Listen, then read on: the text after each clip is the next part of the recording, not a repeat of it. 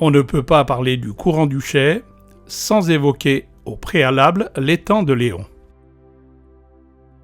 La formation de cet étang est le résultat du blocage et de l'accumulation des eaux continentales provoquées par l'érection progressive du cordon dunaire il y a plus de 5000 ans. Cet étang présente des caractéristiques originales par rapport aux autres plans d'eau du littoral aquitain. Il ne communique avec aucun autre plan d'eau. Et il a conservé un débouché direct sur l'océan, le courant du Chay, que nous allons emprunter sur une distance de 4 km sur les 9 qui le constituent. On traverse tout d'abord cet immense plan d'eau qu'est l'étang de Léon, avec ses magnifiques nénuphars aux fleurs jaunes. Puis après, un peu plus de 15 minutes à la rame, on pénètre dans un véritable delta marécageux. Le courant, à cet endroit, est composé de 3 bras appelés cannes, qui traversent donc cette zone marécageuse gagnée sur l'étang.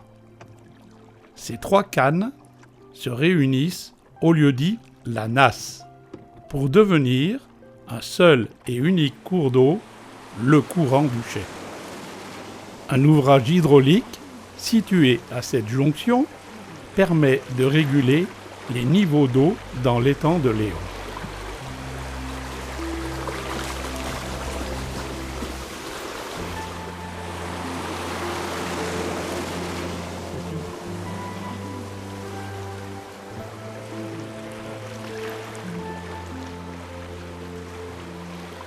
Après ce passage, changement total de décor.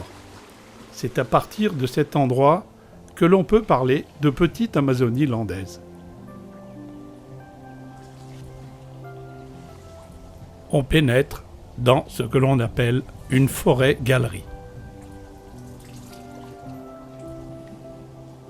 La petite Amazonie landaise, en référence à tout ce système racinaire, avec ses branchages qui sortent de l'eau comme des palétuviers.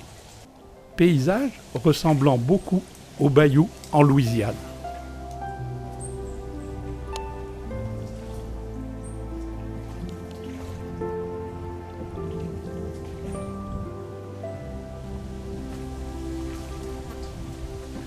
Cet univers aurait très bien pu rester inconnu du grand public s'il n'y avait eu, au début du XXe siècle, un certain Maurice Martin, journaliste-poète, qui, s'inspirant du terme Côte d'Azur, baptisa la côte landaise Côte d'Argent.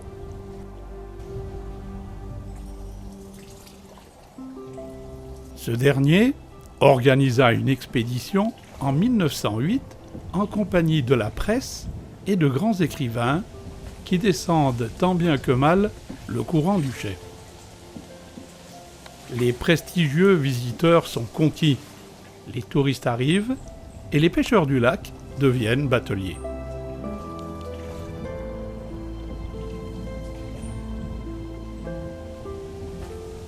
Le courant du Chay est un milieu aquatique d'eau douce courante qui subit la pénétration des eaux des grandes marées. En effet, l'influence de la marée dynamique est perceptible jusqu'au premier seuil du marais de la Pipe.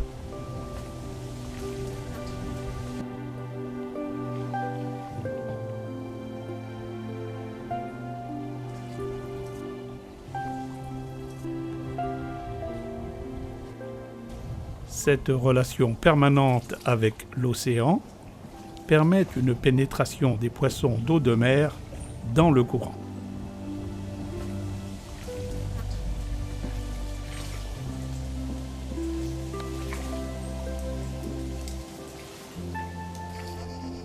Les berges du courant sont colonisées par une frange de feuillus, aulnes, saules, chênes, depuis le barrage de la Nasse, où elle est extrêmement mince, jusqu'au pont de Pichelèbe, où elle s'élargit notablement sur les 2 rives.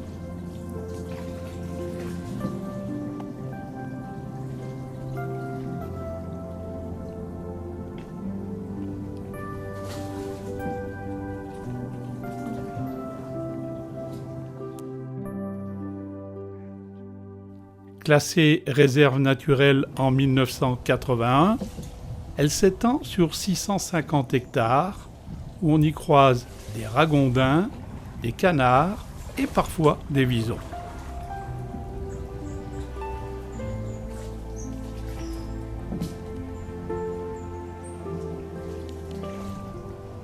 Tout au long du parcours, c'est une véritable canopée que nous avons pour horizon.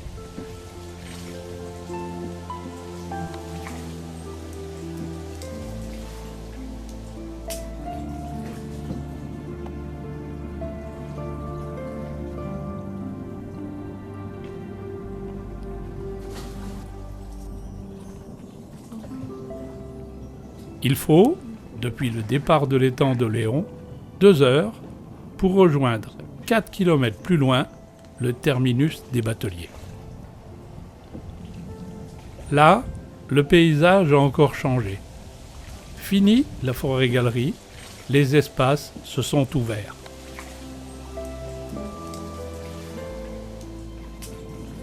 Le courant oblique à angle droit vers le sud, entre le marais du Chais et le marais de la Pipe, et longe le cordon dunaire sur environ 3,5 km avant de trouver un passage permettant aux eaux de l'étang d'atteindre l'océan sur la plage de Molietz. Le courant du Chais reste le seul cours d'eau landais dont l'embouchure n'a pas été définitivement fixée, malgré divers projets ou tentatives plus ou moins abouties.